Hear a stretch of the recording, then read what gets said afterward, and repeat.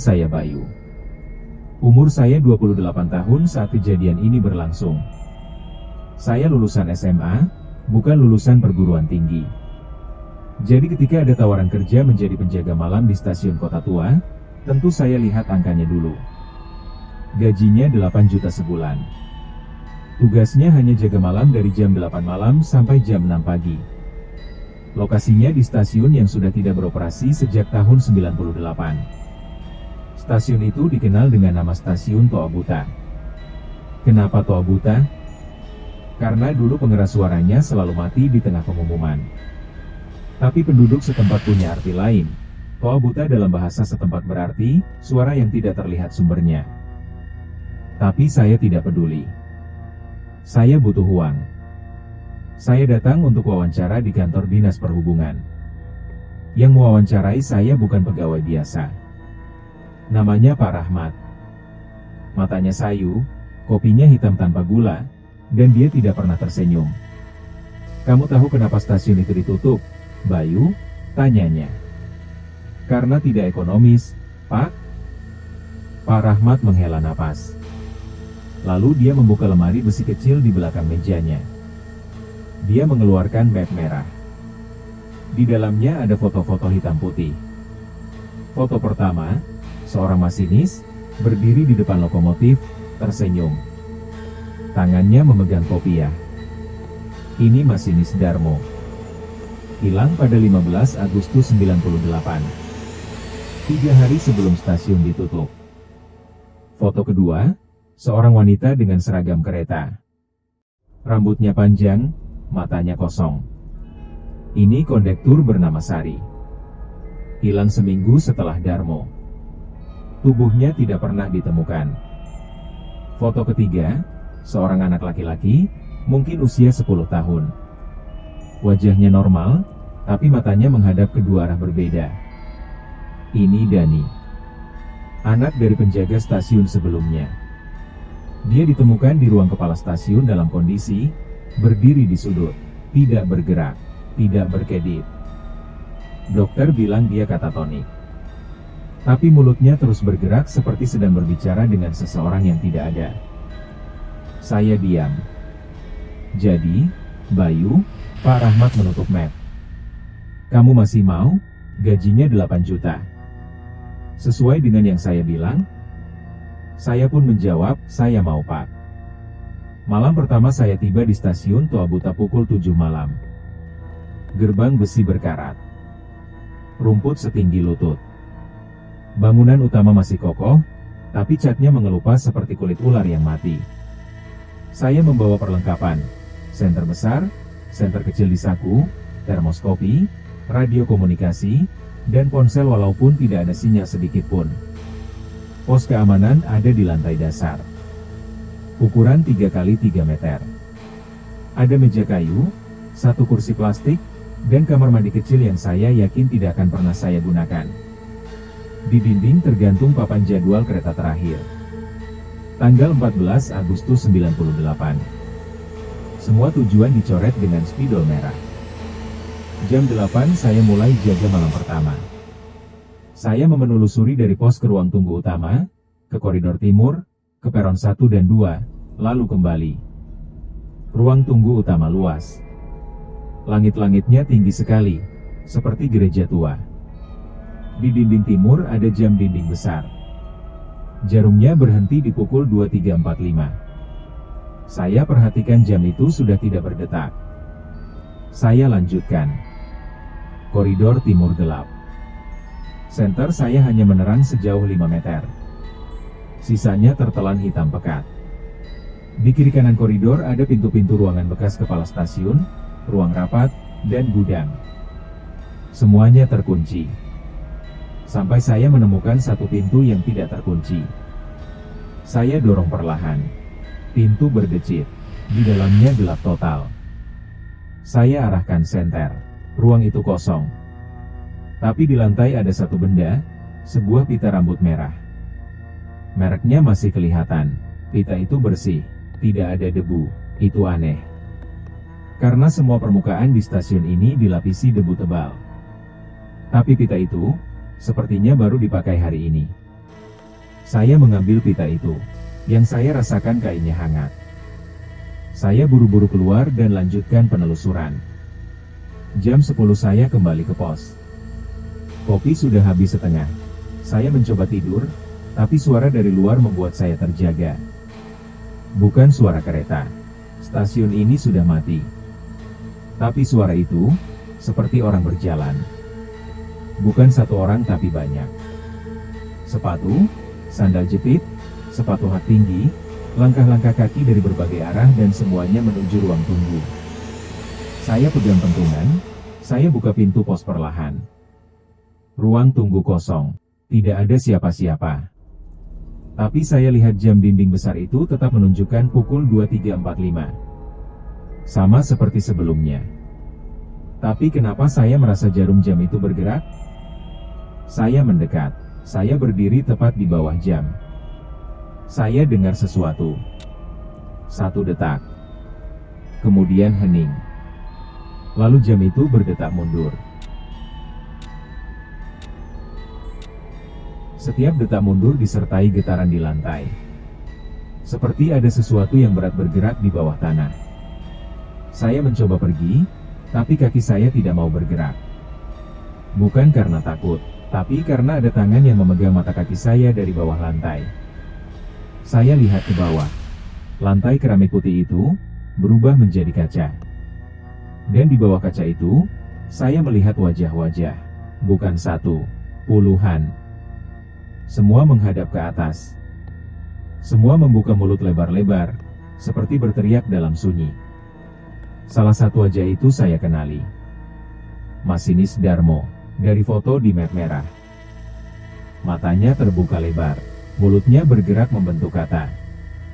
Keluar, sebelum tengah malam. Jam di atas saya menunjukkan pukul 23.50 hampir jam 12 malam. Saya berhasil melepaskan diri dan berlari ke koridor timur. Saya tidak tahu kenapa saya lari ke koridor. Seperti ada sesuatu yang menarik saya ke arah peron. Lampu senter saya mati. Saya ganti baterai, tetap tidak menyala. Saya coba senter kecil di saku, nyala, tapi redup seperti lilin. Di ujung koridor, saya dengar suara dari pengeras suara. Pengeras suara itu sudah mati sejak tahun 98. Tapi sekarang bunyi seperti orang yang sedang belajar bicara. Toa buta tujuan akhir.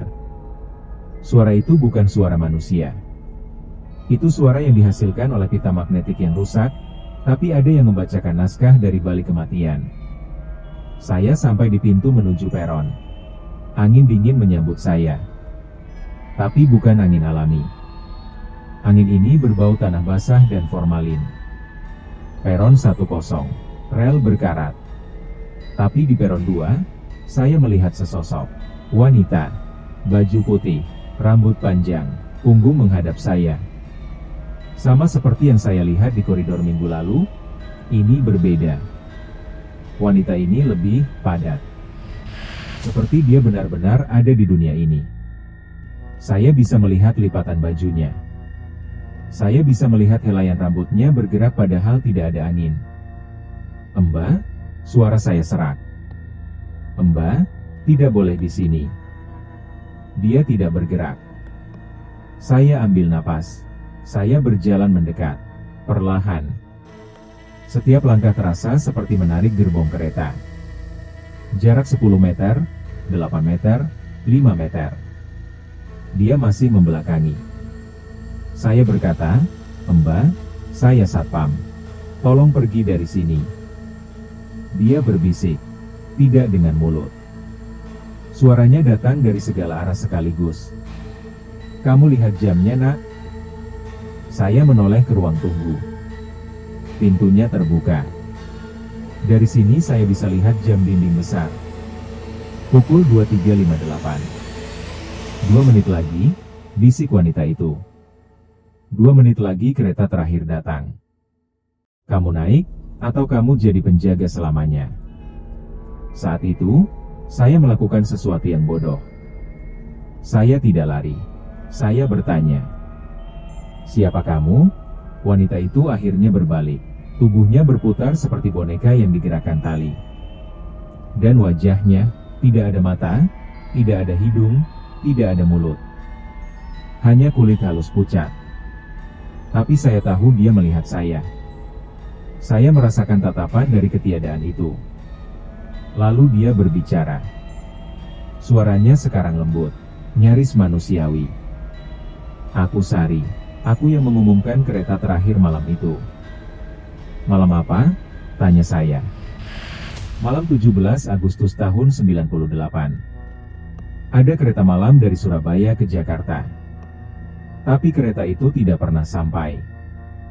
Saya merinding, lalu bertanya, kenapa? Karena di tikungan sebelum stasiun ini, relnya putus. Kereta jatuh ke jurang dan 128 penumpang tewas. Saya ingat berita itu. Tapi berita mengatakan kecelakaan itu terjadi di stasiun lain. Pemerintah menutupinya, lanjut Sari. Mereka mengubur korban di bawah stasiun ini. Lalu mereka menutup stasiun. Tapi kami tidak mati. Kami hanya terjebak di antara hidup dan mati. Setiap jam 12 malam, kami bisa keluar. Dan kami butuh satu orang untuk membukakan pintu. Pintu apa? Sari menunjuk ke ujung peron. Di sana ada sebuah pintu besi kecil. Saya tidak pernah melihatnya sebelumnya. Pintu itu menuju ke dunia mereka yang hidup. Setiap penjaga malam sebelumnya membukakan pintu itu untuk kami. Tapi mereka selalu lupa satu syarat. Syarat apa? Sari mendekat. Wajahnya yang tanpa fitur itu sekarang hanya beberapa senti dari wajah saya. Satu orang harus tinggal sebagai gantinya. Saya melihat jam. Pukul 23.59. Saya dengar suara kereta dari jauh, bukan suara kereta sungguhan.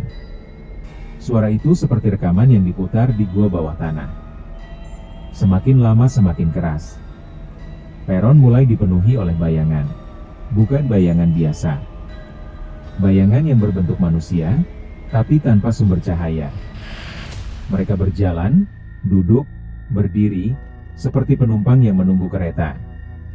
Sari berkata, kereta akan berhenti 1 menit. Kamu punya waktu untuk memilih. Memilih apa? Antara naik kereta dan ikut kami, atau tetap di sini dan menjadi penjaga. Tapi jika kamu menjadi penjaga, kamu tidak akan pernah bisa keluar. Tubuhmu akan ditemukan besok pagi dalam keadaan duduk di kursi pos. Dan setiap malam, kamu akan berdiri di sini bersamaku, menunggu penjaga berikutnya. Saya gemetar. Saya lihat kereta itu muncul dari ujung rel. Kereta tua, cat hijau, lampu remang. Tidak ada masinis, tidak ada kondektur. Gerbong-gerbongnya penuh dengan bayangan. Kereta berhenti, pintu terbuka. Sari mengulurkan tangannya. Naiklah, Bayu, atau tinggal. Saya lihat ke dalam gerbong. Di kursi dekat pintu, saya melihat seseorang yang sangat saya kenali. Ibu saya. Ibu saya meninggal 5 tahun lalu karena sakit. Tapi di sini, di kereta itu, dia tersenyum seperti dulu. Sehat. Bayu, panggil ibu saya. Ayo pulang. Saya hampir melangkah. Tapi sesuatu menarik saya ke belakang. Bukan tangan, tapi suara. Suara dari pengeras suara.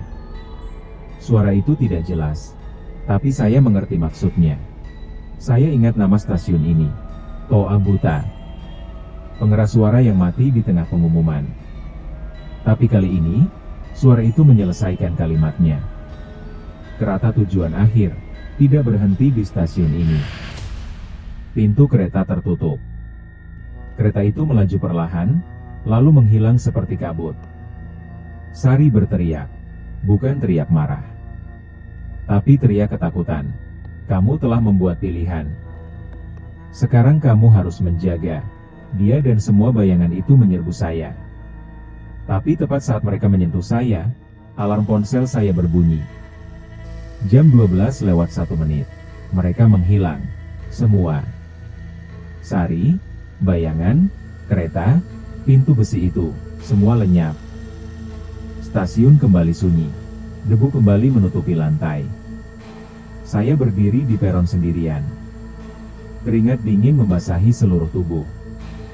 Saya tidak ingat bagaimana saya sampai di rumah keesokan paginya. Yang saya tahu, saya terbaring di tempat tidur dengan pakaian kotor dan tangan kanan saya terasa dingin. Dingin seperti mayat. Seminggu kemudian, saya berhenti. Tapi setiap malam, tepat pukul 23.45, jam dinding di rumah saya berdetak mundur. Setiap malam saat pukul 23.58, ponsel saya menyala sendiri. Bukan untuk menelepon, tapi untuk membuka aplikasi perekam suara. Dan setiap kali saya putar rekamannya, saya mendengar satu kalimat yang diucapkan oleh ribuan suara sekaligus. Bayu, kereta terakhir untukmu belum datang, tapi kami tidak pernah berhenti menunggu. Saya pindah rumah 3 kali. 3 kali pula suara itu mengikuti. Lalu suatu malam, saya mendapat pesan dari nomor tidak dikenal. Hanya satu baris teks. Stasiun Toa Buta akan dibuka kembali tahun depan. Mereka butuh penjaga malam. Gajinya 15 juta.